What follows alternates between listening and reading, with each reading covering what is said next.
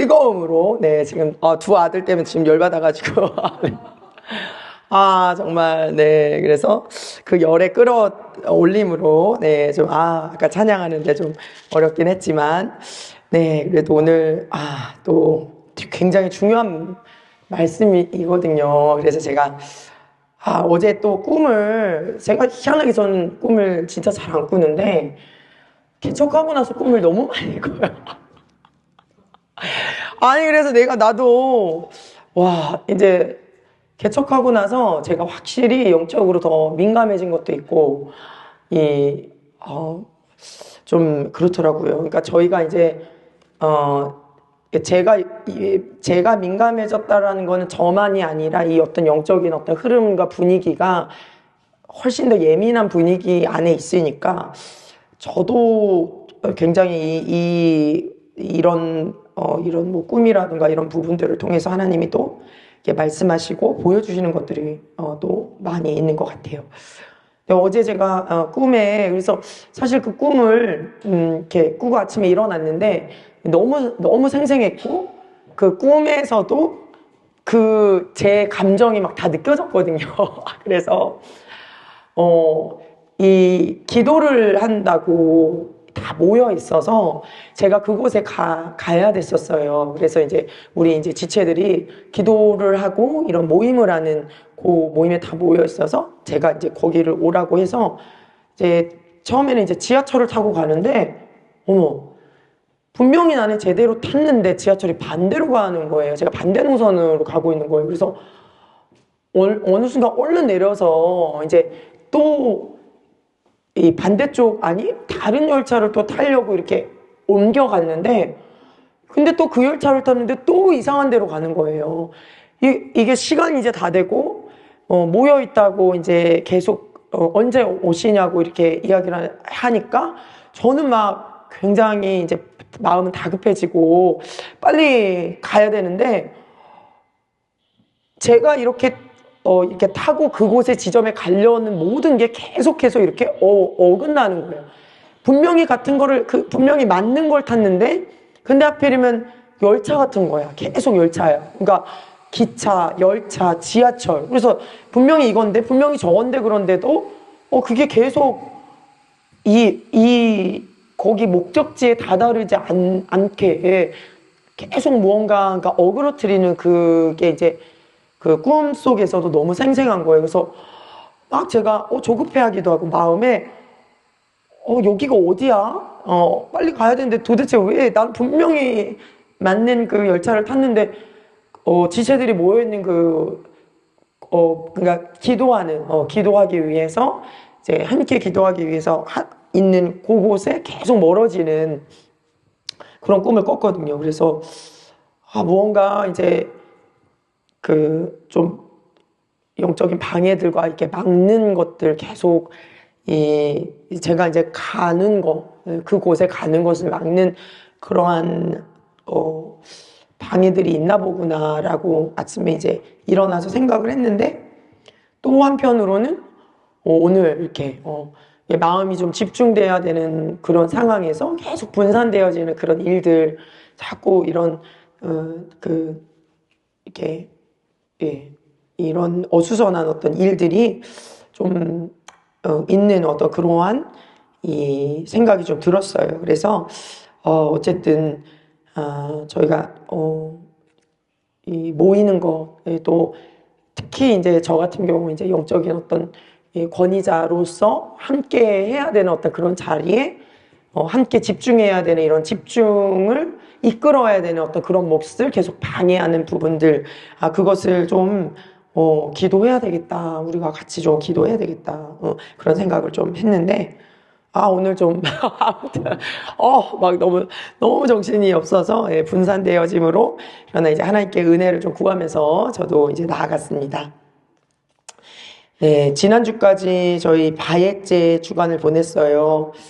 보니까, 저희 로프교회가 3월 16일 날 첫 예배를 드렸는데, 이번 주에 이렇게 한 달이 지나고 나서 오늘이 또 첫 주간이더라고요. 그래서, 왜 이렇게 오래된 것 같은 느낌이 한 달밖에 안 됐는데 한 1년은 된 것 같아요. 그렇지 않아요? 그냥 매일 봐서도 그렇고, 이 말씀이 제가 좀 정리를 해서 올렸잖아요. 저희가 말씀의 그 주관에 따라서 이제 순복하기로 결정하고 갔더니 이 한 달에 우리가 지나왔던 이 말씀들이 이 전체 그런 정말 큰 덩어리로 제가 생각이 나는 거예요. 그러니까 사실 보통 한 주 지나면 뭐 한 주까지는 그래도 저희가 기억을 하죠. 근데 한 주 지나면 이게 이어지는 게 아니라 무언가 끊어지고 또 다음 주 말씀, 이렇게 또 다음 주 말씀으로 이렇게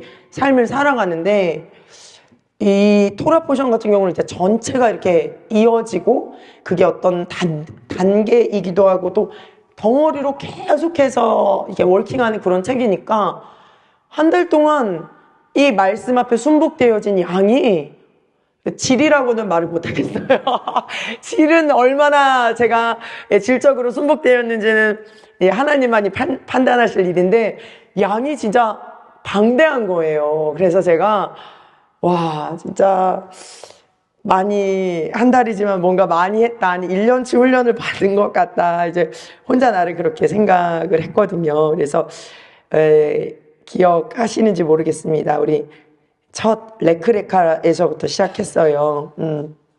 5주가 지나갔습니다. 그래서 너를 위해 가라, 바해라, 그리고 하나님이 나타나셨다, 그리고 하야의 사라, 사라의 이 장막, 사라를 통해서 사라는 살아있다, 계속 영적인 유업이 이어지는 거, 그리고 톨레도트, 그러한 영적인 유업이라는 것이 자손의 자손을, 특히 영적인 이스라엘들이 계속 유업에 따라 이루어지는 거, 그리고 지난주에 바엣제, 그 영적을 유업을 잇기 위해 하나님이 떠나게 하신 그 내용까지가 이제 5주 한 세트였거든요.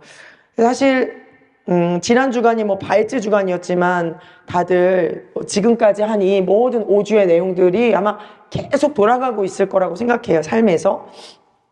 네, 그 가운데 이제 오늘 6주 차인 바이 쉘라흐, 그리고 그가 보냈다, 그리고 그가는 누굴까요? 하나님께서 그를 다시 보냈다, 그 내용입니다. 그래서 지난주에 자기보다 더 정말 계산적이고 세상적인 이 라반을 만났고, 또 라헬과 레아의 이런 싸움 가운데에 아마 야곱이 많은 것을 이제 깨닫고 보게 되었을 거예요. 그러던 이제 때가 찬 그 어느 날 하나님께서 야곱을 이제 다시 돌아가라라고 말씀을 하시면서 야곱이 자기의 소유와 또 자녀와 아내와 자녀를 이끌어서 하나님께서 돌아가라 하신 그 땅으로 떠나는 그 장면에서 저희가 마쳤습니다. 물론 그 다음에 라반이 또 뒤쫓아오고, 그러나 꿈에 이제 라반에게 나타나셔서 그에게 선악간을 말하지 마라라고 이야기하시고, 또 야곱이 하나님과 함께 하심으로 인하여 야곱으로 인한 그 축복이 얼마나 라반에게 그 영향력이 미쳤는지 라반이 알고 있었기 때문에 또 그냥 보내지 않아요. 반드시 언약, 너 나를 축복하고 너 나하고 언약을 맺을 아주 끝까지 아주 얻기 위해서 라반이 또 언약을 맺자고 이야기를 하죠. 이제 그 장면이 맞춰지고 나서 이제 32장 말씀이 시작합니다. 그러니까 이제 이 외삼촌네 집을 떠난 거예요. 떠나서 다시 이제 되돌아가는 그 과정. 그러니까 출발해서 지난주에는 자신이 살던 곳을 떠나서 출발해서 라반이 사는 그런 바단 아람 하란의 지역에 도착하는 가운데에 이 베델이 있었잖아요. 그죠? 떠난 지 얼마 안 돼서 오늘은 이 반대로 그 하란에서 다시 밑으로 내려가는데, 쭉 밑으로 내려가는데 이 밑으로 내려가는 그 중간에 이제 누군가를 만나는, 여호와의 하나님의 사자들을 만나는 그 장면에서부터 시작하는 거예요. 재미있지 않나요? 떠날 때도 떠나자마자 베델의 하나님을 우리 지난주에 야곱의 사닥다리를 통해서 이렇게 보여주셨는데, 다시 돌아가라라고 그가 하나님께서 보내실 때도 마찬가지로 그 보냄의 순종함으로 인해서 결정한 이 야곱에게 하나님의 사자들을 만나게 하신 거죠. 그런데 이제 첫 번째 떠났을 때는 비자발적인 떠남이에요. 아시겠지만, 엄마 리브가를 통해서 이제 형이 엄청 화가 났는데 너 목숨까지 위험하다. 그러니까 당분간 가 있어라. 이래서 자신이 결정하다기보다 그 상황과 환경으로 인해서 떠밀리듯 출발을 했죠. 그런데 이 오늘의 이 다시 돌아감에 있어서는 하나님의 말씀에 순종을 함으로 떠나는 이 야곱의 모습을 보게 되거든요. 하나님이 꿈에 나타나서 너 다시 돌아가라 라고 했더니 거기에 순종함으로 한 발을 내디딘 거예요. 그러자 이 하나님의 사자들이 정말 기다리고 있듯 그를 만났습니다. 그런데 히브리어에서 이제 요 하나님의 사자들을 만난지라라고 해서 그 하나님의 사자를 그가 야곱이 봤더니 야 군대네 라고 느꼈어요. 그러니까 그만큼 하나님의 사자들이라는 게 1명, 2명, 10명 요 정도의 숫자가 아니라 군대, 그것도 큰 군대를 의미한대요. 여기서 말하는 이 군대라고 하는 표현에 큰 군대, 그 정도로 많은 그 하나님의 사자들, 하나님의 이 천사들을 본 거죠. 그래서 그 군대를 본 고 야곱이 그 땅의 이름을 마하나임이라고 붙였습니다. 참 이름도 참 잘 붙여요, 그죠? 베델의 이름을 붙이고 또 마하나임이라는 이름을 붙이고. 그런데 이 마하나임은 히브리어에서의 의미를 뜻을 말씀드리기 전에 영어로 어떻게 표현이 되었냐면 This is the camp of God. 그래서 하나님의 캠프라고 이렇게 영어 표현으로 되어 있어요. 제가 가끔 이야기하지만 영어가 조금 더 우리 한국어 번역보다 좀 직역에 가깝거든요. 그러니까 영어에서 이런 캠프는 그런 전쟁에서 텐트라는 캠프를 칠 때 진영을 의미해요. 그래서 마하나임이라는 이 히브리어는 진영, 군대라는 표현이지만 진과 진영에 더 가까운 의미를 가지고 있습니다. 또한 첫 번째는 그러한 이제 진과 진영의 의미를 갖고 있고요. 두 번째는 이 마하나임이라는 군대는 이 군대라고 이야기하는 하나님의 그 진은 하나만을 의미하는 게 아니라 두 가지의 의미를 같이 포함하고 있어요. 그러니까 마하나임이라는 이 군대를 하늘의 군대와 땅의 군대 두 가지 의미를 동시에 포함하고 있는 그러한 단어예요. 그러니까 지금 이 야곱이 볼 때는 하나님의 군대를 본 거죠. 하나님의 군대를 봐서 마하나임이라고 이름을 붙였지만 이 마하나임은 하늘의 군대와 이 땅의 군대를 둘 다 의미하는 그러한 이 의미를 내포하고 있다라는 거예요. 자, 이 의미가 뭐냐면요. 놀랍도록 하나님께서 야곱이 다시 돌아가는 것, 이 다시 돌아가는 것은 누가 결정한 거죠? 하나님이 결정하신 거고, 처음에 출발할 때 하나님이 허락하신 때까지였다라고 이야기를 하잖아요. 그러면 지금 이 시점이 이제 하나님이 허락하신 때인 거죠. 그래서 돌아가기를 결정을 해서 돌아가라고 말씀을 하셔서 야곱이 결정한 순간 누가 움직인 거냐면요. 하늘의 군대가 움직인 거예요. 그러니까 지금 이 하나님의 사자를 만난 거는 지나가는 사자를 그냥 야곱이 만난 게 아니라 하나님께서 하늘의 군대를 움직이셔서 야곱을 지금 지키시는, 야곱을 보호하시는 이 진을 야곱은 그냥 봤는데 자기를 위한 군대라고 생각하기보다 왜 이렇게 하나님의 군대가 여기 있지라고 생각했지만 야곱을 위한 군대를 보내신 거예요. 하나님께서. 이 하나님은 우리를 이 땅에서 우리를 군사와 군대라고 표현을 하십니다. 신약의 이 말씀들을 찾아보면 제가 놀랐던 게 신약에 단어가 기억이 안 나네요. 우리한테 계속 군사라는 그 영어 단어를 사용을 해요. 한국어 번역으로는 군사라는 단어를 사용하지 않지만, 그래서 제가 한번 언급한 적이 있을 거예요. 희한하다. 왜 여기에 하나님 부르실 때부터 군사라고 부르셨구나라는 것을 아마 마태복음이었나 아무튼 그거를 이렇게 보면서 되게 신기했어요. 그런데 하나님께서 이 마하나임이라는 의미 안에 땅의 군대를 지칭하는 것은 결국 나를 지칭하고 우리를 지칭하고 영적인 유업을 잇는 자들을 지칭한다라는 거예요. 그러니까 지금 야곱과 이 야곱에 이 속하여 있는 하나님의 유업을 이을 자들이 이 땅에 지금 군대인 거예요. 그러니까 이 야곱이 그 순간 마하나임이라고 하나님의 군대를 본 그 순간은 하늘의 군대와 이 땅의 군대가 함께 있는 그 모양으로 하나님께서 지금 이 상황 그리고 이 시간들을 지키시고 보호하시고 땅의 군대와 하늘의 군대를 통해서 보내서 무언가를 하기 위해서일까요? 제대로 돌아가기 위해 끝까지 돌아갈 수 있도록 도움의 하나님의 그 군대를 우리에게 보내주신 거죠. 우리 이제 뒤에 계속 나올 테지만 야곱이 하나님께서 돌아가라는 말을 듣고 떠나긴 했어요. 라반의 집에서 떠나긴 했지만 야곱 안에는 정말 근본적인 이제껏 회피해 놓았거나 회피해 놓고 또 이 직면할 거에 대한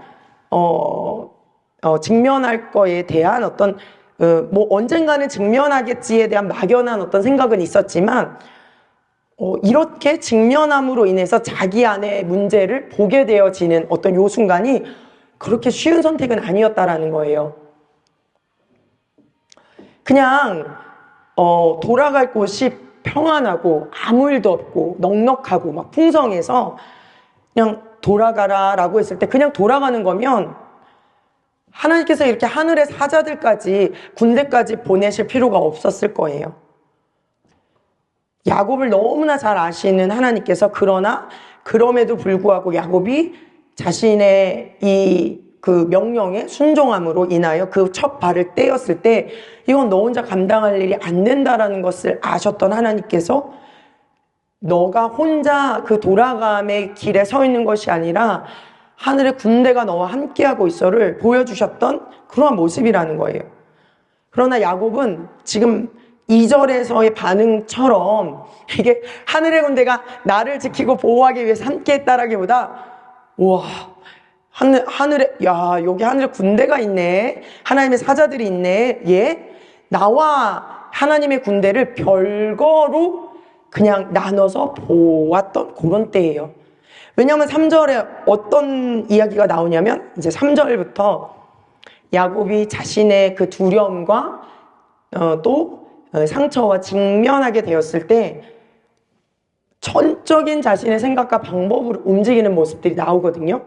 2절에 하나님의 군대가 그 진이 나를 돕기 위해서 하나님이 보내셨다라는 걸 알면 그 즉시 하나님을 의지하고 그 즉시 하나님의 의지되어짐으로 인하여 순복하며 나아갔겠죠.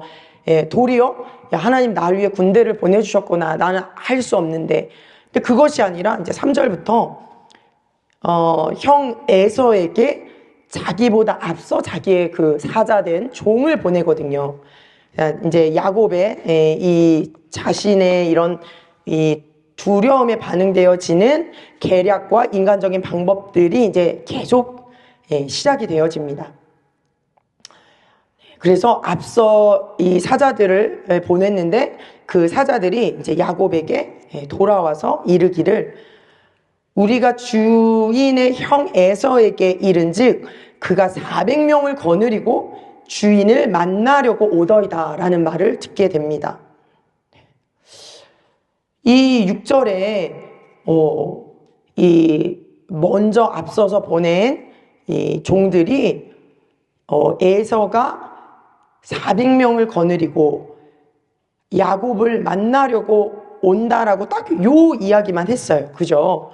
그런데 야곱은 그 다음 7절에 심히 두렵고 답답하여. 예. 예를 들어 종이 예서가 이 400명을 거느리고 야곱을 죽이기 위해 뭐 아니면 그 자신의 주인을 뭐 어떻게 하기 위해서 옵니다, 이렇게 이야기를 한 것이 아니라 그냥 보여지는 그냥 사실 400명을 거느리고 옵니다라고 이야기를 했는데, 야곱은 이미 어떻게 마음 안에서 결정을 했냐면 에서가 날 죽이려고 400명의 장정들을 이끌고 오는구나 라고, 그냥 그렇게 이미 자신 안의 상처와 두려움에 그 해석되어짐이 이미 야곱을 묶어버린 거예요.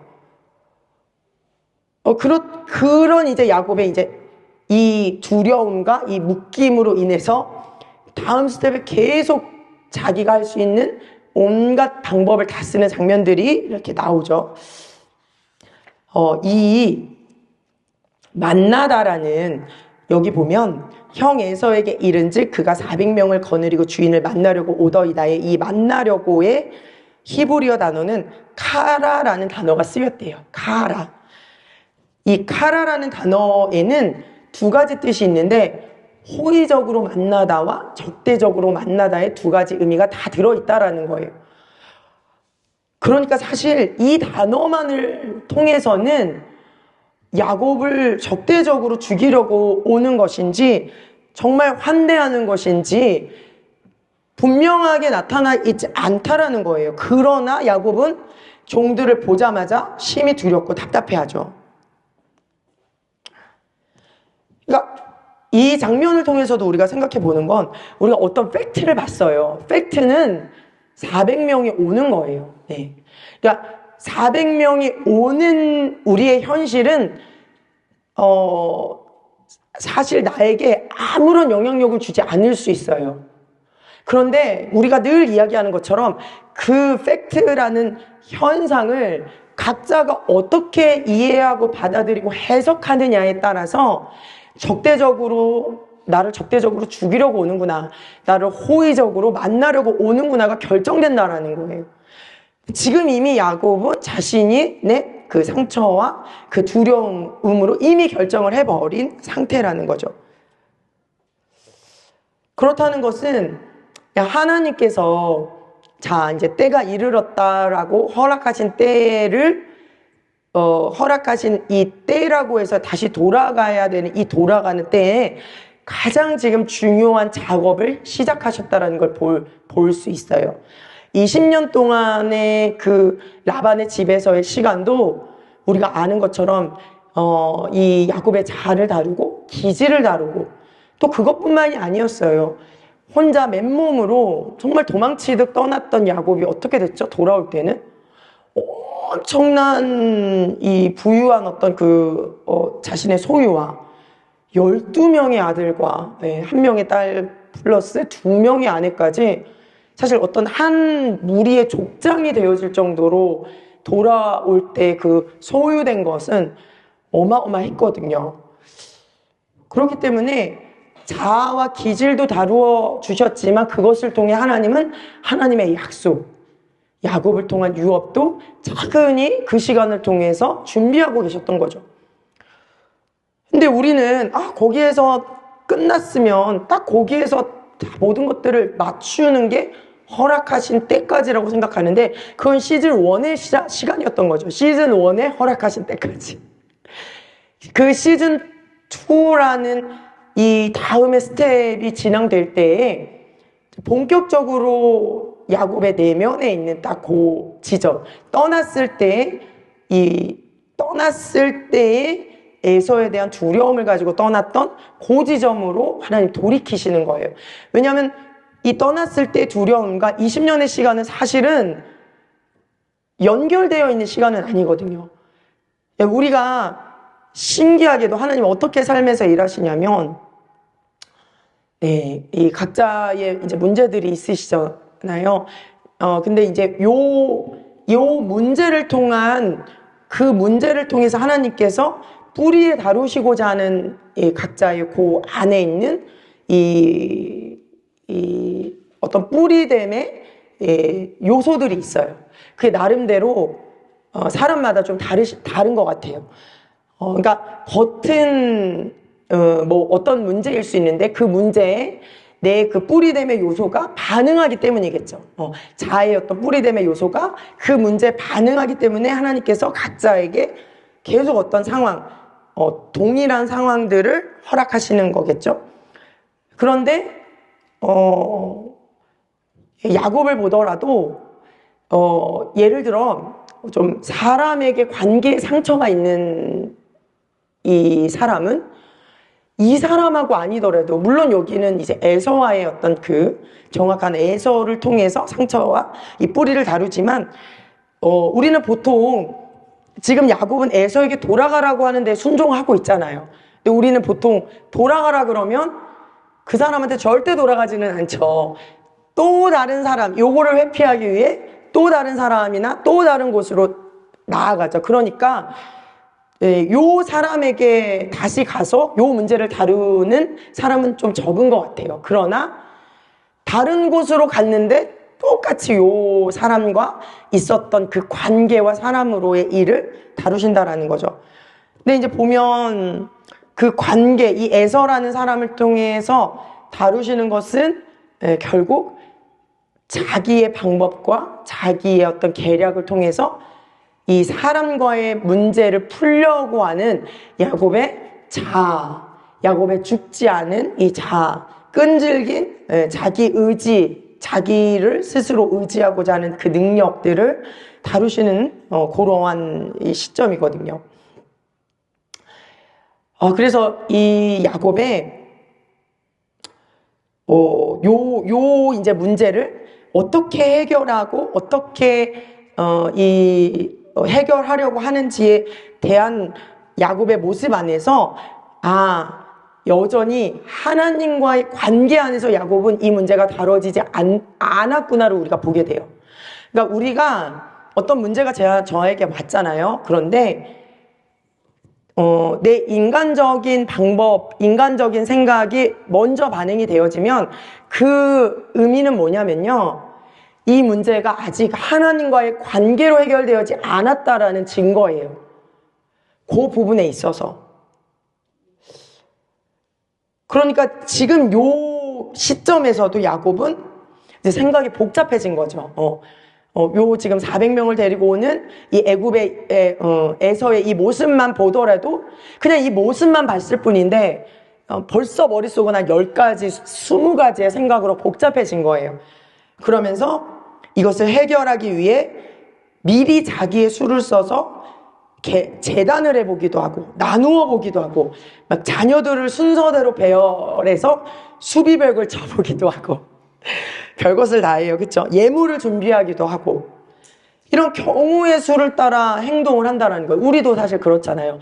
이렇게 한번 해볼까? 저렇게 한번 해볼까? 예. 그래서 이 책에서는 이렇게 이야기를 하고 있어요. 우리가 자기 문제에 빠져 있는 사람은 자기의 수를 생각하고 자기 방법을 생각하느냐 머리가 복잡합니다. 정확하게 보지를 못합니다. 그래서 문제 자체에 함몰되어 있을 수밖에 없는 모양을 보인다라는 거예요. 하나님 그러면 이제 이 시간에 이 야곱을 어떻게 다룰까 이제 우리가 계속 한번 살펴보기를 원합니다. 그래서 야곱이 하나님께 막 기도하기 시작해요. 머릿속이 복잡해져서 그래도 기도를 해요.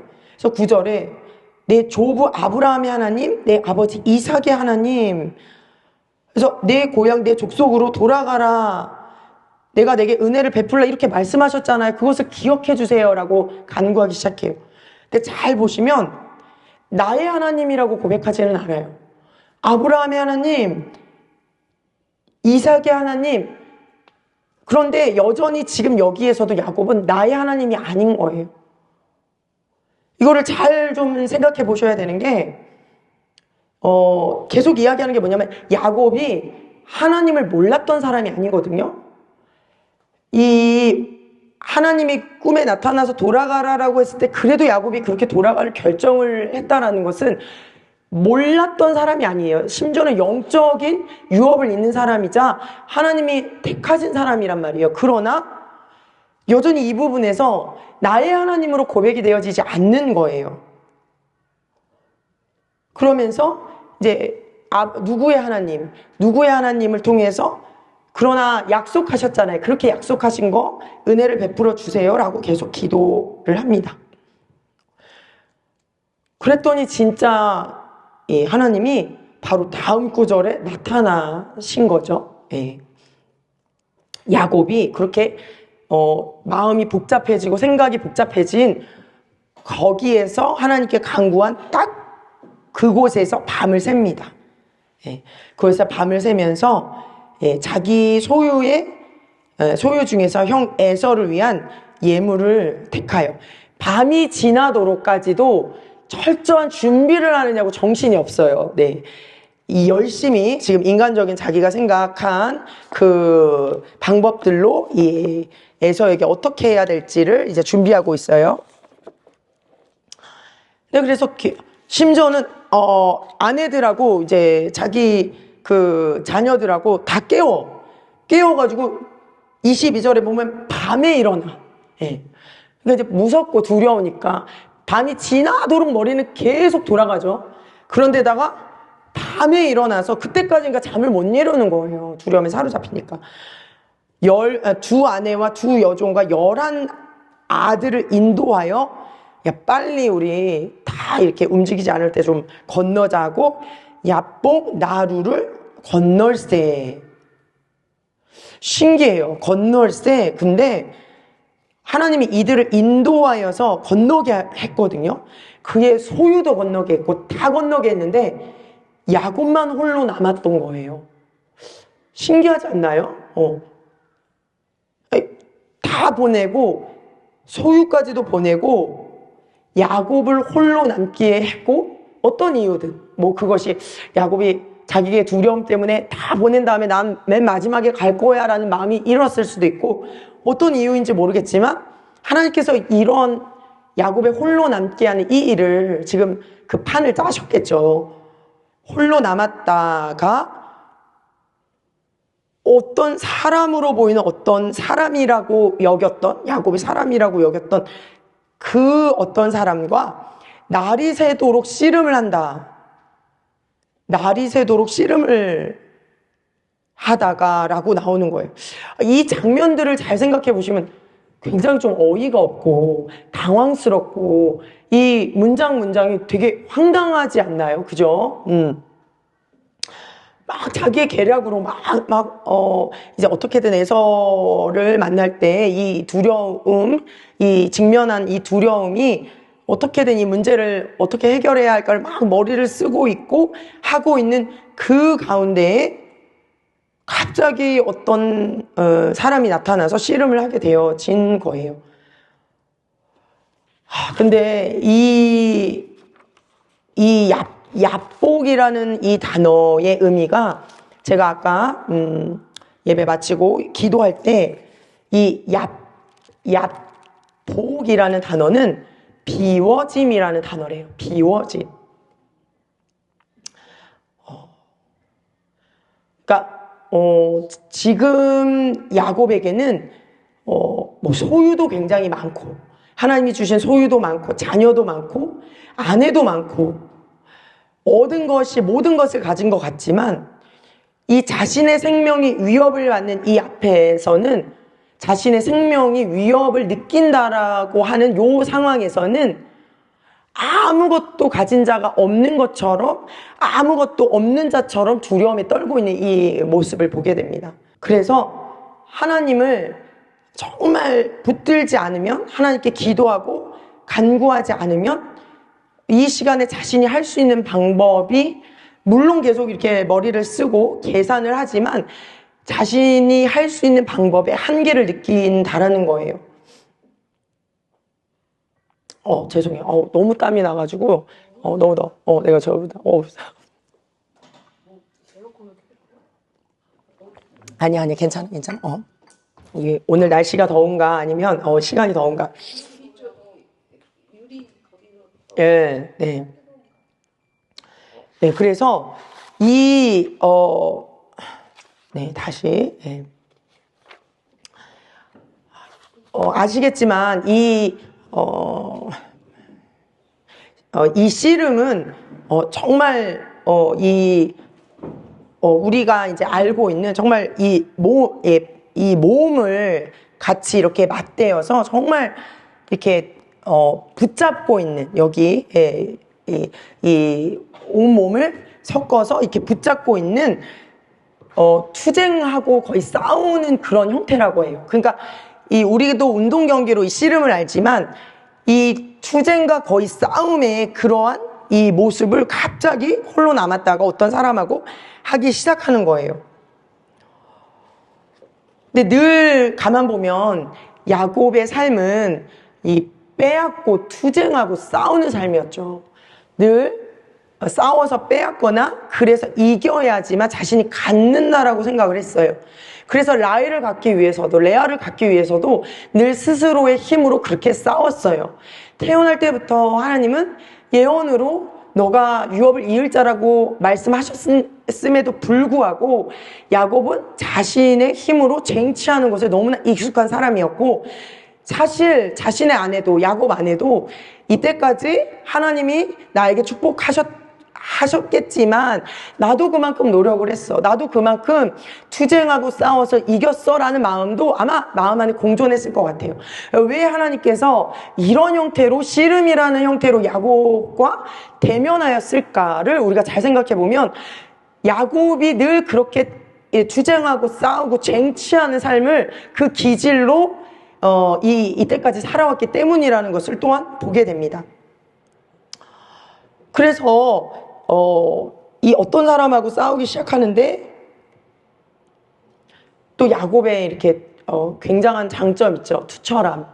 절대 한번 잡으면 끝까지 놓지 않는 투철함. 아주 이제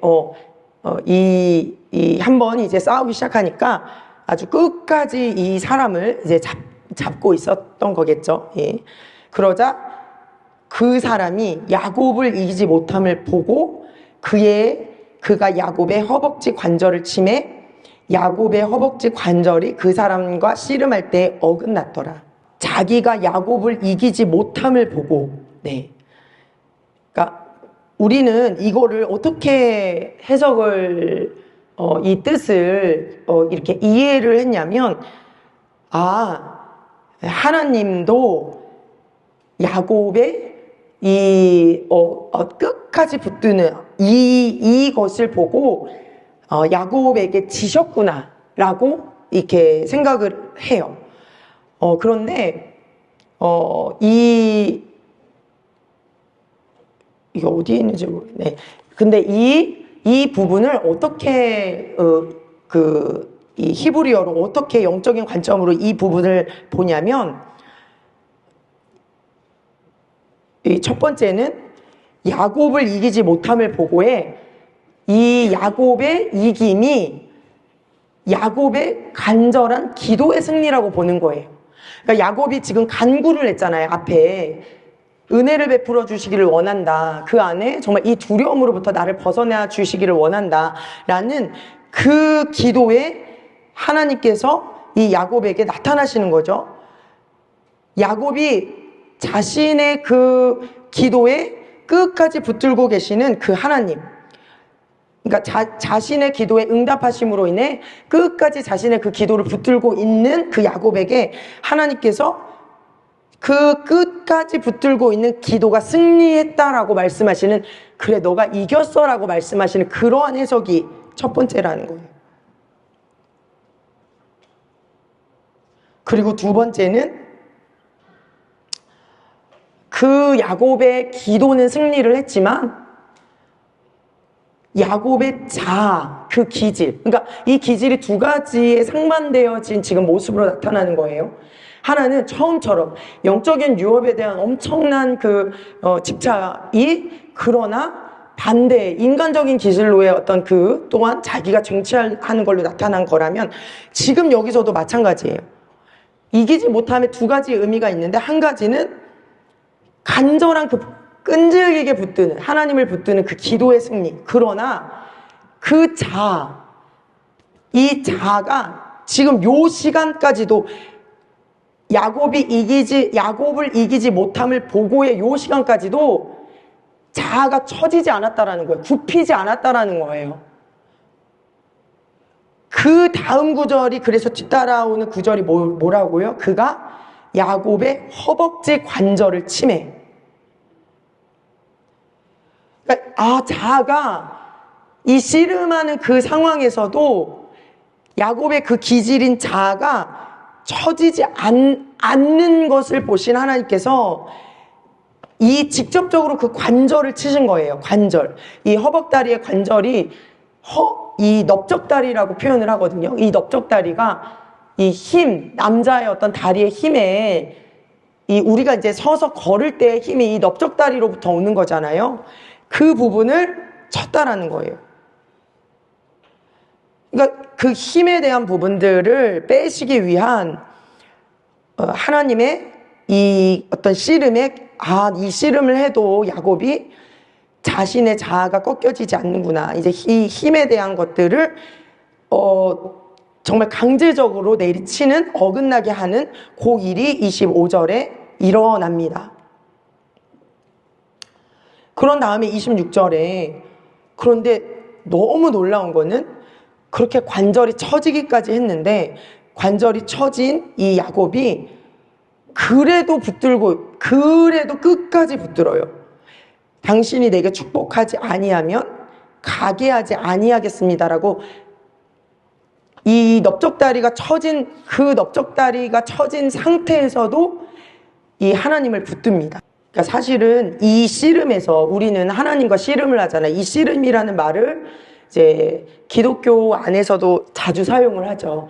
이 씨름이라는 이 단어를 사용할 때 우리가 어떻게 표현을 하냐면, 내 생각과 내 자아와 하나님의 뜻과 하나님의 생각 가운데에서 씨름한다라는 표현을 많이 해요. 그러니까 사실은 지금 이 장면에서 야곱이 져야 되는 거거든요. 야곱이 져야 이 다음 스텝이 진행이 되어지는 거거든요.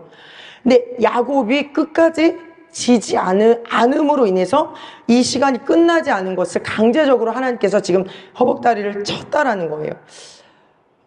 근데 그 내용이, 죄송해요. 제가 그걸 말하고 싶은 게 있는데 그 단어들하고 내용들이 지금 막 생각날 듯 말 듯한데 왜 여기에 이 부분에 없는가 모르겠어요. 참. 왜냐하면 제가 이 금요일 날에 저희가 철야를 할 때 이제 우리 권사님하고 이런 여러 가지 이야기들을 좀 오래 나눴잖아요. 근데 오늘 이 말씀을 준비하다가 우리가 금요일날 그렇게 나눈 내용들이 결코 우연이 아니고 너무 다 연결이 되어 있는 거예요. 연결이 되어 있어서 제가 그거를 좀 나눠야 되겠다. 그리고 이제 그게 비단 권사님과 이 가정 이야기가 아니라 우리 전체에 대한 어떤 그 이야기다라는 것을 제가 이렇게 나누려고 했는데 왜 그게 이렇게 어렴풋이 기억이 나지? 참 답답합니다. 네. 그게 뭐였냐면, 그러니까, 아까 그 하나님의 군대와도 연결이 되어 있는 그 의미거든요. 그러니까, 우리가 져야 지는 순간 하나님의 군대의 도우심이 온다라는 그런 내용이었어요. 그러니까 이게 우리가 지지 않으면 이 마치 야곱처럼 야곱의 이제 그 전에 하나님의 군대를 보고도 영적으로는 다 본다고 이야기하는데 나에게 직접적으로 이 군대가 나의 군대는 아닌 거야. 그러니까 나를 움직이기 위한 우리의 삶을 일으키기 위한 그 군대는 아닌 거야. 그러니까 이 표현 안에서 어떤 표현이 있었냐면 제가 지금 기억이 가물가물하는데 본다라는 거하고 실질적으로 우리의 자아가 하나님께 지지 않는다고 엄청난 연결되어짐이 있는 거예요. 그러니까 우리가 왜 자아를 계속 죽어야 된다, 져야 된다, 하나님하고의 씨름의 이유가 너무나 분명하게 정말 실제적으로 그래야 하나님의 군대들이 지금도 여기에 있는데 내가 하나님께 지지 않으면 절대 그 하나님의 군대로 나를 도우지 못하는 거더라고요. 그래서 제가 그 부분의 내용들이 있었는데 어디서 이렇게 딱 빠졌는지 모르겠어요. 제가 적었던 걸로 기억을 하는데 어쨌든 이 자아라는 것에 대한 의미가 결국은 이 야곱의 씨름을 통해서 그 자아의 죽음을 통해서만이 하나님께서 일하실 수 있는 것이구나를 다시 한번 좀 깨닫게 되어지는 그 부분이었거든요. 그리고 그런 다음에 내게 축복하지 아니하면 가게 하지 않겠다라고, 그럼에도 불구하고 하나님을 붙드는 이 야곱에게 하나님께서 축복하여 주시죠. 어떻게 축복하여 주시냐면 다시는 내 이름을 야곱이라 부르지 않고 이스라엘이라 부를 것이라. 그래서 하나님과 및 사람들과 겨루어 이겼습니다. 그래서 이겼다라는 아까 이 표현은 야곱의 생명을 건 기도 외에 하나님께서 승리케 해주셨다라는 그런 의미라는 거예요. 그래서 이스라엘이라는 이 이름의 의미가 두 가지로 해석이 될 수 있다고 합니다. 첫 번째는 사라라는 단어와 엘이라는 단어의 합성어. 사라는 힘을 가지다, 엘은 하나님. 그러니까 이스라엘로 바꾸어줬다라는 이 의미가, 야곱에서 이스라엘로 바꿔줬다라는 의미가, 야곱일 때는 누가 주체죠? 야곱이 주체죠. 자신의 힘이 주체가 되어지고 능력이 주체가 되어지죠. 끝까지 붙들지만. 근데 이 이스라엘이라는, 이스라엘의 사라라는 단어는 아까 방금 말씀드린 대로 힘을 가지다. 누가? 하나님이 힘을 가지는 이름인 거예요. 그러니까 영적인 이 변동에 엄청난, 보이는 변동은 그냥 이름의 변동이지만 정체성이라는 이 지각 변동은 정확하게 뭘 의미하냐면, 우리가 계속 정체성 얘기를 하잖아요. 힘이 누구에게 있느냐를 의미한다라는 거예요. 그러니까 정체성 다루어야 됩니다. 정체성, 우리가 새로운 정체성으로 살아가야 됩니다. 결국은 그 말도 힘의 주도권을 하나님에게로부터 우리가 중심이 되어지는 자냐, 나로부터 중심이 되어지는 자냐의 그 정체성의 의미가 바로 여기에 갈리게 되어진다라는 거예요.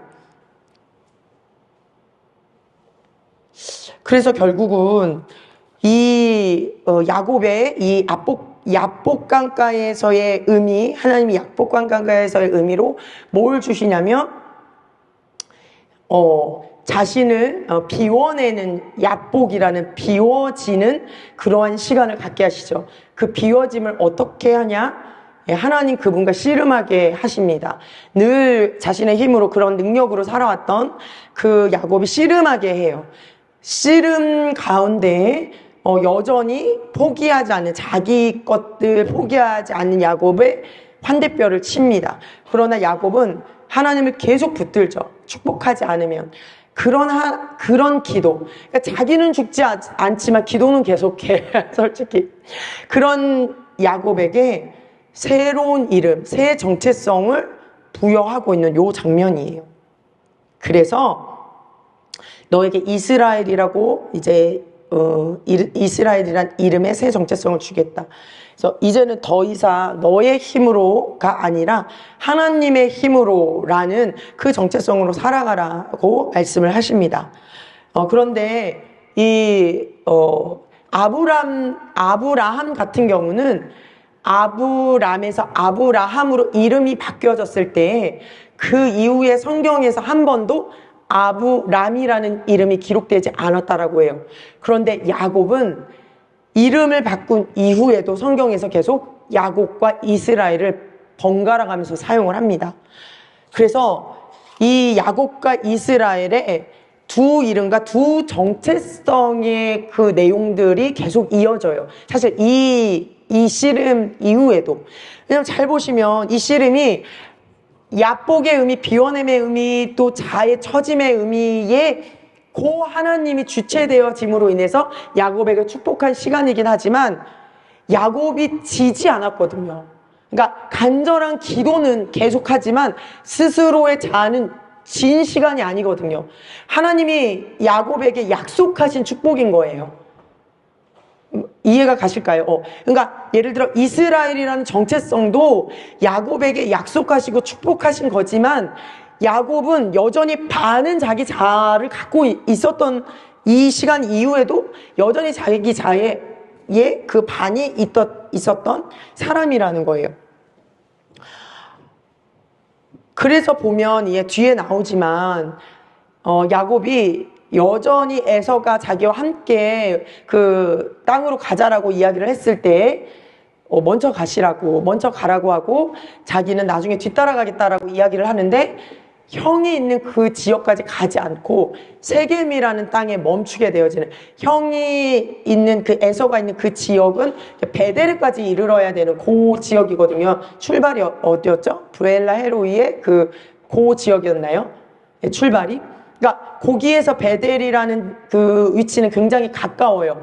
그러니까 베델까지 하나님이 약속하신, 언약에 약속하신 그 장소까지 간 게 아니라 거기보다 더 위에 자신이 보기에 이 정착하기에 좋은 땅인 세겜에 멈추게 되어지거든요. 그러니까 지금 이 32장에서 끝났으면 좋으련만 그렇지 않은 야곱의 이 모습이 성경에도 야곱과 이스라엘이라는 단어로 이 야곱이 계속해서 영적인 유업을 가지고 있지만 야곱의 성질이 다루어지는 과정이죠.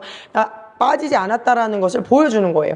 그래서 이것을 그의 삶의 육적인 것과 영적인 것 사이의 싸움이 계속되어진다라고 표현을 합니다. 그래서 분명 우리는 삶의 여정 가운데에 싸움과 투쟁을 통해 우리의 자아가 깎이고 승리하는 순간들을 경험하며 그것을 통해 우리의 믿음이 계속 성장하고 세상이 아닌 하늘의 영역으로 더 들어가게 되면서 영에 속한 사람으로 변화되어지는 것을 알고 있지만 여전히 땅에 속한 자로서 육적이고 세상적인 것들이 계속 우리에게 영향력을 행사하면서 우리는 그것들과의 싸움과 투쟁을 계속하게 된다라는 거예요. 하나님이 우리에게 사실 그러니까 우리 이미 다 알고 있는 말씀이긴 해요. 이 자아에 대한 죽음을 이야기하는 것은 돕기 위해서거든요. 우리 힘으로 할 수 없는 것을 하늘의 영역과 하늘의 군대를 통해서 그 일을 이루시고자 하는 거거든요. 그런데 우리가 계속 이 땅에 속한, 육신에 속한 것들에 반응을 하게 되어지는 이 내 자아를 죽이지 못하면 어디로부터 영향력을 받게 되냐면 세상으로부터의 영향력을 계속 받게 되기 때문이에요. 그런 세상으로부터의 영향력을 계속 받게 되어지면 아까도 말했던 것처럼 우리는 우리 자신을 지키기 위해 수많은 방법들을 행하는데 결국 그 방법대로 우리가 그 결과를 맞이하게 돼요. 이 세겜 땅에서 야곱이 어떤 일이 일어나죠? 디나 사건이 일어나죠. 디나 사건 플러스 야곱의 그 아들들이 자신의 감정을 절제하지 못하고 분노하면서 사육과 피에 흘려지는 그러한 하나님 보시기에 사실 악한 그러한 일들이 일어납니다. 그래서 우리가 하나님 세상의 영향력 가운데에서 우리 자신을 내어주면 세상이 우리를 공격할 수 있는 빌미를 자꾸 주게 되고 세상의 힘에 압박당하고 묶이게 되고 결국은 빼앗기게 된다는 거예요.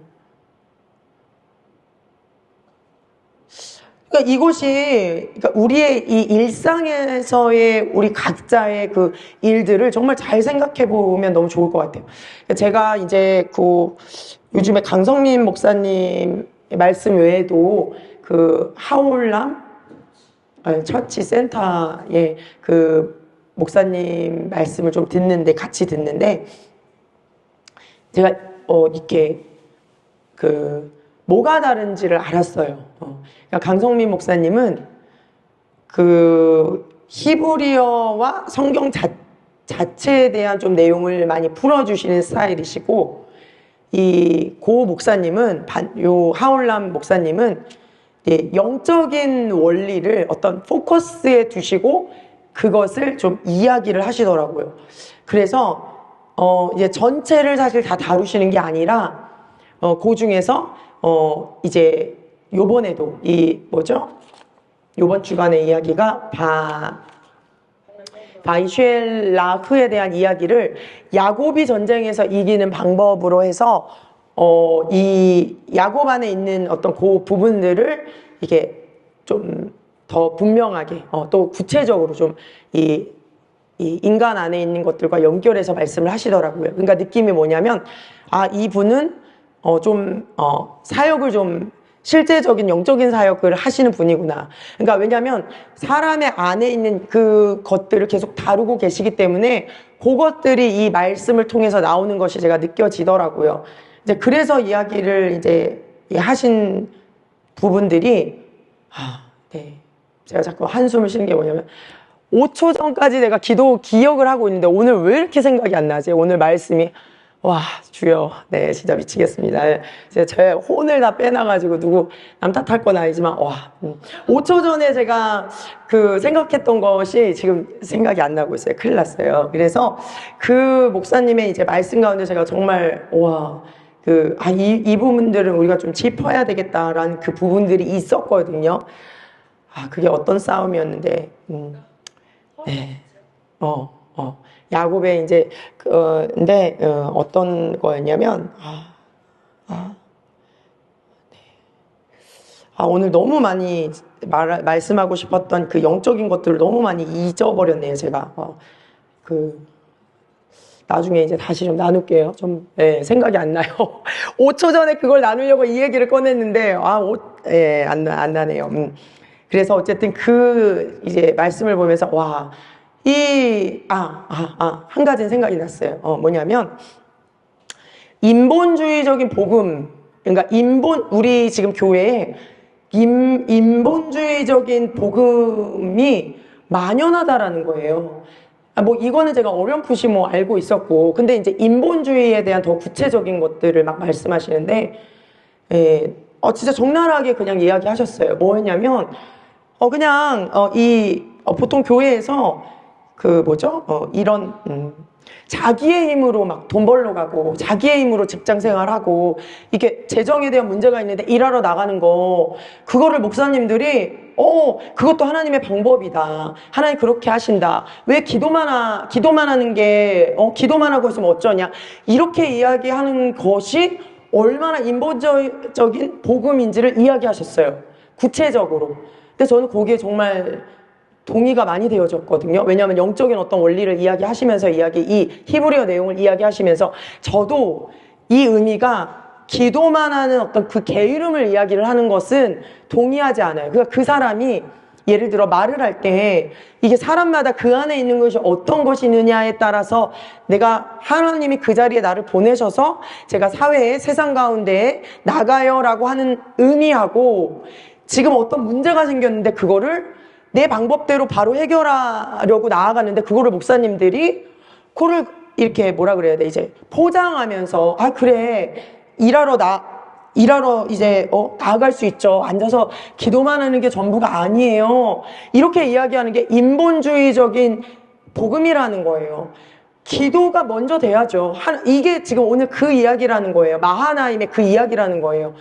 하나님의 군대를 나는 보고 있는데 나랑 관련이 없어. 내 삶의 두려움과 내 삶의 실제적인 직면과는 전혀 관계가 없이 그냥 내 두려움과 내 그 직면하는 문제에 대해서는 내가 해결하려고 계속 생각이 복잡한 거예요.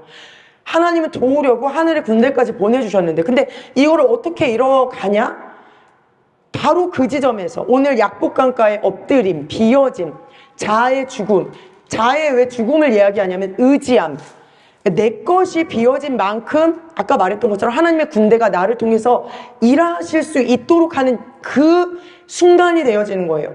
왜 제가 순간이라고 얘기를 하냐면 야곱이 이 하나님의 이 꿈에서의 말씀을 듣고 자기 안에 지금 두려움이 있고 에서와 직면하고 싶지 않음에도 불구하고 발을 뗐을 때 하나님의 군대가 움직였다라고 했어요.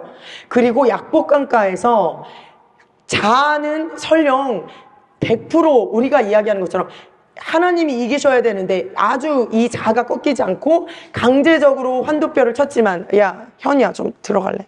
환도뼈를 쳤지만 그 다음 장면에 어떤 장면이 나오냐면 에서가 이 400명을 데리고 왔잖아요. 그런데 우리가 아까 처음에 뭐라 그랬죠? 에서의 이 만나려고 했을 때 400명의 의도는 몰라요. 성경에서 쓰인 히브리어 단어에 두 가지 다 있다라고 이야기를 했어요. 그렇다라는 건 에서 안에도 야곱에 대한 적대적인 상처가 있었을 그게 반이라는 거예요. 그러니까 우리는 그게 아니라 야곱이 혼자 그렇게 생각했겠지, 혼자 그냥 자기 상처로 그렇게 생각했지, 그렇지 않을 수 있다라는 거예요.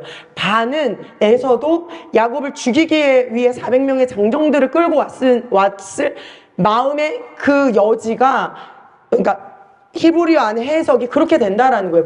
모른다라는 거예요. 그런데 직면했을 때 요 약복강가 이후에 에서가 왔는데 첫 번째는 야곱이 어떻게 하냐면 그의 몸을 7번 땅에 굽히며 에서에게 절을 해요.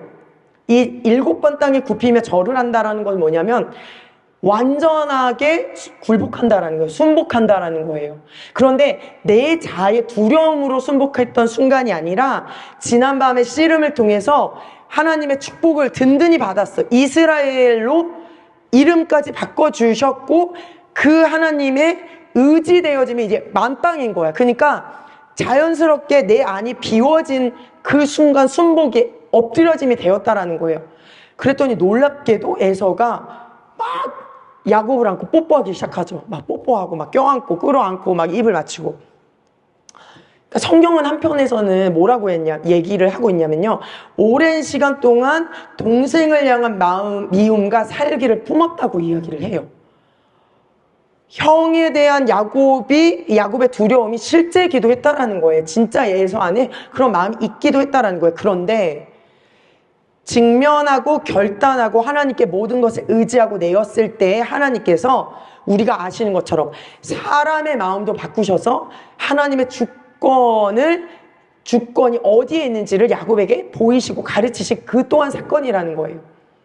근데 희한하게도 이게 순간이라는 거죠. 여전히 지금 야곱 안에서는 아까도 말했던 것처럼 이런 인본주의적인 자기 생각에 섞여 있는 혼합되어진 모습들이 그 순간을 지나가면 또 이제 어떤 영향력 가운데, 자기의 영향력 가운데 계속 이렇게 반복되어지는 모습도 우리는 보게 됩니다. 그러니까 아까 얘기했던 게 먼저 하나님 앞에 그 문제에 대해서 나의 두려움이 굴복되어지고 순복되어지는 거. 굴복되어지고 순복되어진다는 게 뭐냐면 내가 비워지는 거. 내가 어떤 문제에 집중하고 있기 때문에 두려움을 느끼는 거거든요. 그 문제에 대한 해석이 있기 때문에 불편함을 느끼는 건데 그게 없는 그 상태가 비워진 상태고, 그때 하나님의 전적인, 우리가 그러잖아, 갑자기 막 담대해지고 사실은 갑자기 막 정말 두려울 게 없어진 건 지금 말하는 사실 그 상태거든요.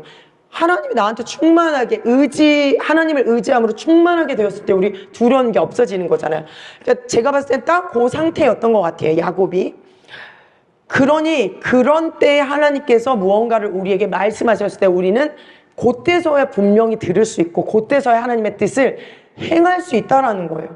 그러니까 그런 상태가 되어지지 않았는데 성도가 자기의 문제를 해결하기 위해서 몸을 쓰고 힘을 쓰고 나아가서 돈을 버는데 그거 맞는 거다, 당연한 거다라고 이야기를 하는 것이 인본주의적인 이 복음이라는 거예요. 목사님 그 얘기 명확하게 하시는데 제가 너무 공감이 되었고, 왜 공감이 되었고 아까 말했던 것처럼 이분이 영적인 사역을 하느냐에 대한 그걸 알았냐면 그 사람 안에 있는 거를 정확하게 보고 있기 때문에 그 이야기를 하실 수 있거든요.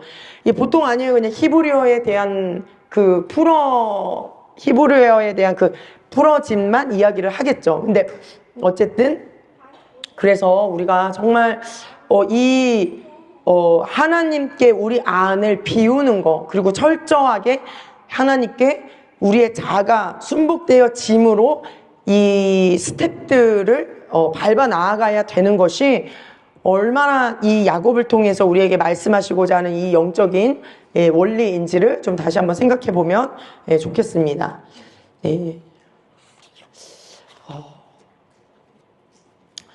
그래서 이어지는 그 다음에 이 시간도 에서의 이 가장 직면하기 어려운 시간을 지나갔어요.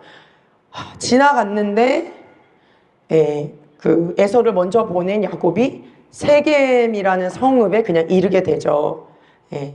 그 당시에 이 세겜은 굉장히 화려했던 도시라고 해요. 화려했던 도시고, 굉장히 좀 이렇게 뭐라 그래야 돼? 세상적으로 번쩍번쩍했던, 와, 우리 세상에서 새로운 거, 기기 좋아하시는 분들은 기기 나오고, 좋아하는 모구 나오면 눈이 돌아가잖아요. 그렇게 좀 문명적으로 이렇게 좀 앞서서 무언가 이렇게 새로운 것들이 이렇게 좀, 이렇게 이렇게 나타나는 그러한 도시였다라고 해요. 그러니 이제 디나가 그냥 나간 게 아니죠. 그 땅에, 무엇이 있는지 궁금한 거예요. 그 반짝반짝 빛나고 또 예쁜 것들, 아름다운 것들이 많은 그 땅에 있는 그것이 너무나 궁금한 거죠. 근데 디나 입장에서는 전 충분히 그럴 수 있다고 생각해요. 그러니까 좀 문제를 따지자면 세겜 땅에 보면 문제를 따지자면 그것도 물론 이제 하나님 안에서 하나님 계속해서 다루는 부분이겠지만, 그러니까 결국은 이제 야곱이 그 땅에 머물게 된 이유도, 멈추게 된 이유도 여전히 이제 하나님의 그 약속의 땅에 도달하지 아직 못할 그 부분이 남아 있었던 거고요. 거기에 대해서 디나 사건을 통해 분명하게 경고를 하시는 하나님의 그 말씀을 보게 됩니다. 그런데 이제 이때 다루는 이 드러내는 문제는 제가 이제 생각이 들었던 게, 세겜에서 드러나는 문제는 야곱 한 사람의 문제를 드러나신 때가 아니라는 거예요. 세겜에서 드러내시는 하나님의 그 드러냄은, 그러니까 이게 시즌 1, 2, 이게 지금 3의 장면이죠. 이제 디나의 이 가족들의 상태를 다 드러내시는 거예요. 디나의 상태, 세상 것을 좋아하는 디나의 상태와 그 분노를 참지 못하고 자신의 혈기대로 죽이는 보복한 아들들의 그 상태에 끝나지 않은 이 문제들을 다 드러내시는 그런 시간이라고 해요. 진이야, 좀 조용히 해줄래? 엄마 정말 집중이 안 돼. 그 상태라는 거예요. 그러니까 하나님이 올라오라고 하신 곳은 분명히 베델이었는데, 이제 그가 숫곳을 지나 세겜 땅에 머물죠. 그 세겜 땅에 머물므로 인하여 야곱의 온 집안이 대대적인 영적 개혁이 감행이 되어지는 지금 요 때를 맞이하게 된다라는 거예요. 그래서 야곱뿐만이 아니라 하나님께서 이 사건에 대해서 뭐라고 말씀하시냐면 35장 2절에 너희 중에 있는 이방 신상들을 버리고, 야곱이 아니었다 하더라도 그 가족들 안에 흉흉했던 이방 신상들을 버리고 자신을 정결하게 하고 너희들의 의복을 바꿔 입으라. 그러니까 이게 정말 차례가 있다라는 거예요. 그러니까 야곱의 정체성도 바꾸어 주셨고, 계속해서 하나님의 약속과 성취와 큰 복을 경험하게 되어지지만, 요 대대적인 가문의 영적인 개혁을 통해서는 어떻게 하시냐면요, 하나님이 야곱에게 주신 비전을 확장하시고 더 구체화하십니다. 그래서 35장 10절에서 12절 그렇게 하나님께서 야곱에게 하라고 하신 가족의 그 대대적인 그 영적 개혁을 이룬 이 야곱에게 다시 한번 이렇게 이야기하세요. 내 이름을 다시는 야곱이라 부르지 않겠고 이스라엘이라 부르리라. 이게 굉장히 재밌는 표현이라는 거죠. 하나님은 다시는 이 야곱이라 부르지 않고 이스라엘이라 부르겠다라고, 하나님은 이스라엘의 모습을 보고 계시는데, 성경은 야곱과 이스라엘을 계속 그 이후에도 같이 쓴다라는 거예요. 죽을 때 12명에게 이렇게 축복할 때도 야곱이라고 단어를 쓰거든요. 그러니까 참 이 성경이 참 이렇게 보면 굉장히 재밌다라는 생각이 들어요. 그러니까 이것에 대해서 또 그 목사님이 어떻게 이야기를 하셨냐면, 하나님은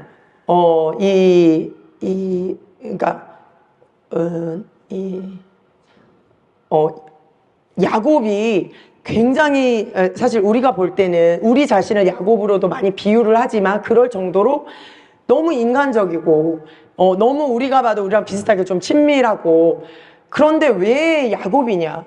한편에 이런 의구심이 있고 그걸 어떻게 해석을 하냐면 야곱도 그랬는데 야곱도 그랬는데로 우리도 그럴 수 있겠지로 너무 좀 안일하게 적용을 하는데 하나님께서 야곱에 대한 이 야곱을 보실 때 기억나나요? 제가 우리 야곱 처음 들어갔을 때 어디였죠?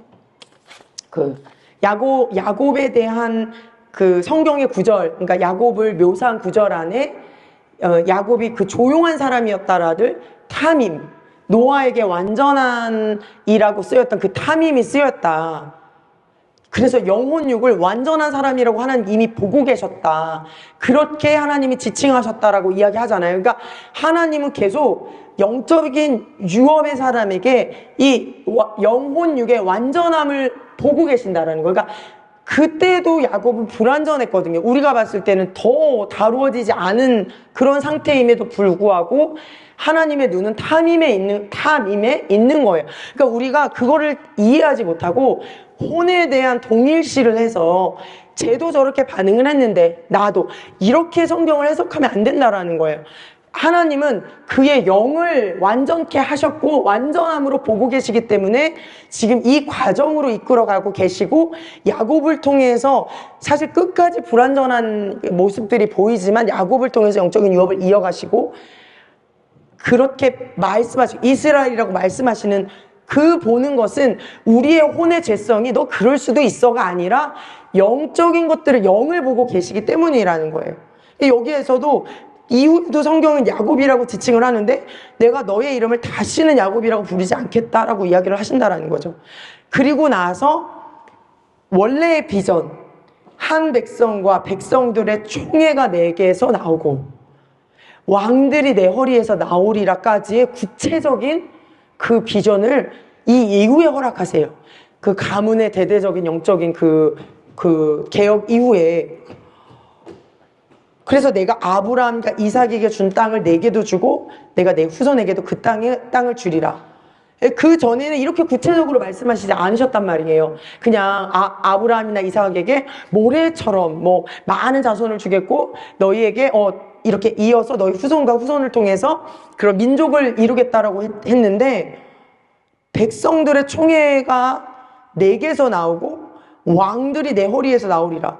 근데 사실 왕들이라는 이 표현, 왕이라는 이 단어에 대한 얽힌 우리 이야기들을 알잖아요. 저는 이 창세기 35장 10절 보면서 굉장히 정말 예언의 어떤 그런 말씀인데 하나님이 왕이신데 왕을 달라라고 하는 그 이스라엘 백성들에게 사무엘이 굉장히 노하잖아요. 그런데 하나님은 놔둬라.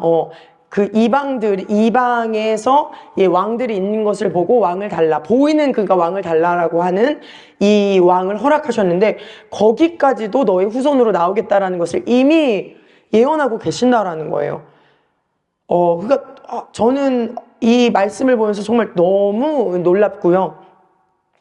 그리고 우리에게도 마찬가지라는 생각을 합니다. 우리 지금 이제 비슷한 지금 또 이런 영적인 어떤 흐름 안에 다 있다라고 생각합니다. 먼저는 하나님께서 우리를 다루시고 또 우리 안에 있는 무언가들을 자아를 죽이시고 그런데 이게 비단 계속 이야기하는 것처럼 나만을 위한 것이 아니라 하나님은 그 비전의 확장은 나뿐만 아니라 그 가문을 통해서 이 영적인 개혁들을 계속 단행해 나아가신다라는 거예요. 그리고 그 영적인 개혁들을 통해서 하나님이 주신 비전들을 확장하고 더 구체화한다라는 거예요. 이것은 비단 혈육에 되어 있는, 지금 이게 혈육에 되어 있는 이야기뿐만이 아니에요. 왜냐하면 야곱의 이 12명을 통한 이 가족을 통한 이 영적인 유업들은 영적인 유업이거든요. 영적인 유업. 무슨 말이신지 잘 알죠. 그러니까 이것은 지금 우리의 어떤 해석으로 이야기를 하자면 영적인 유업을 확장시켜주는, 이게 지금 이 공동체 안에서도 마찬가지라는 거예요. 그러니까 내가 나뿐만 아니라 나를 죽이신다고 자꾸 이야기하니까 자아를 죽이시고 다루는 것이, 그리고 나의 어떠함을 통해서 이 공동체의 무언가 어두움을 드러내시고 이 어두움을 드러내는 것에 대대적인 영적인 개혁을 하시는 것이 결국은 이 비전에 대한 확장을 하시기 위한 거라는 거예요. 하나님은 한 명으로 끝나지 않아요. 그러니까 우리가 같이 잘 해야 돼요. 결국은 예를 들어서 지금 아까처럼 이방 신상들을 버리고 자기를 정결하게 하고 의복을 바꿔 입는 같은 이 공동체, 영적인 유업을 잇는 자의 공동체가 같이 확장이 되어지지 않으면 지금 이 드러난 이 뭐라 그러죠? 아들들의 이 혈기와 디나의 세상적인 어떤 그런 관심이 다루어지지 않으면 반대로 뭐죠? 비전의 확장이 일어나지 않는다라는 거예요. 이건 너무나 분명한 하나님의 영적인 유업을 이을 자들에게 주고자 하시는 또 명령하시는 부분이라는 거예요. 그것이 혈육도 마찬가지고요. 가족도 마찬가지고요. 그래서 하나님은 계속 우리에게 그 완전한 정체성의 그 변화와 또 그 약속을 이루실 것이라는 것, 그리고 지금도 성취되고 있다라는 것을 말씀하고 계십니다. 네, 그리고 또 하나, 마지막으로 제가 말씀드리고 싶은 것은 아까도 잠깐 제가 언급하면서 지나갔지만 하나님의 백성들을 계속 욕보이고자 하는 세상과 사단의 악한 영들의 그런 공격들은 영적인 유업을 잇는 자들에게 계속 되어져요. 네, 요 의미를 잘 생각하셔야 돼요. 그러니까 하나님의 약속이 나의 실수로 끊어지지 않아요. 나의 연약함으로 끊어지지는 않아요. 그런데 내가 세상에게 그 틈을 보이는 순간 세상이 나를 수치스럽게 만들고 부끄럽게 만든다라는 거예요. 악한 영들이 그런 틈을 통해서 우리에게 모욕과 불안을 주어요. 그러면 뭐가 문제냐면 약속에 대한 신뢰하는, 약속을 붙잡는 힘이 계속 줄어든다라는 거예요. 그러니까 하나님의 약속이 변하는 게 아니에요.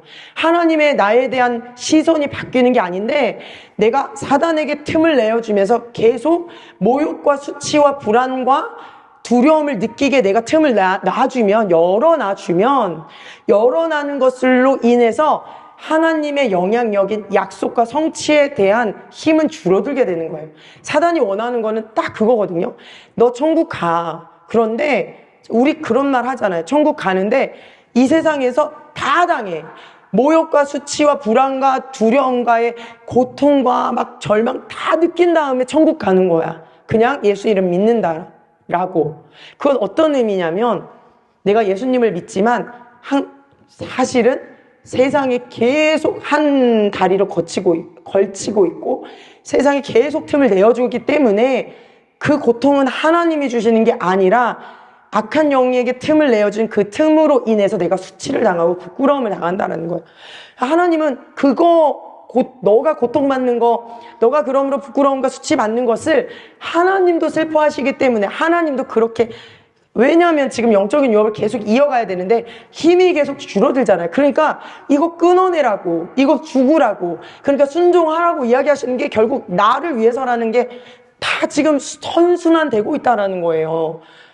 그러니까 이게 얼마나 우리에게 사실은 끊어내지 못함으로 인하여, 내가 틈을 열어줌으로 인하여 이 틈으로 인한 고통도 내가 받지만 하나님의 약속을 자꾸 붙드는 힘이, 하나님으로부터 신뢰와 그 믿음으로 나아가야 되는 여정의 힘이 계속 줄어든다는 것을 우리 스스로가 알잖아요. 이거는 정말 굉장히 중요한 우리 안의 문제라고 저는 생각합니다. 그러니까 이 반복을 우리가 좀 반드시 좀 끊어냈으면 좋겠어요. 계속 반복함으로 인해서 자꾸 사단에게 틈을 내어주는 영역들, 우리에게 수치와 모욕을 받는 그것을 자꾸 내가 내어주려는 그러한 스스로가 내어주게 만드는 그 영역들을, 대로를 차단하기를 원합니다. 그래서 믿음의 여정 가운데 하나님께서 우리를 어떻게 보호하시고 지키실 것인지에 우리의 마음을 둘 수 있는 그런 믿음의 눈이 필요하다라는 거 이 시간에 다시 한번 좀 말씀드리기를 원합니다.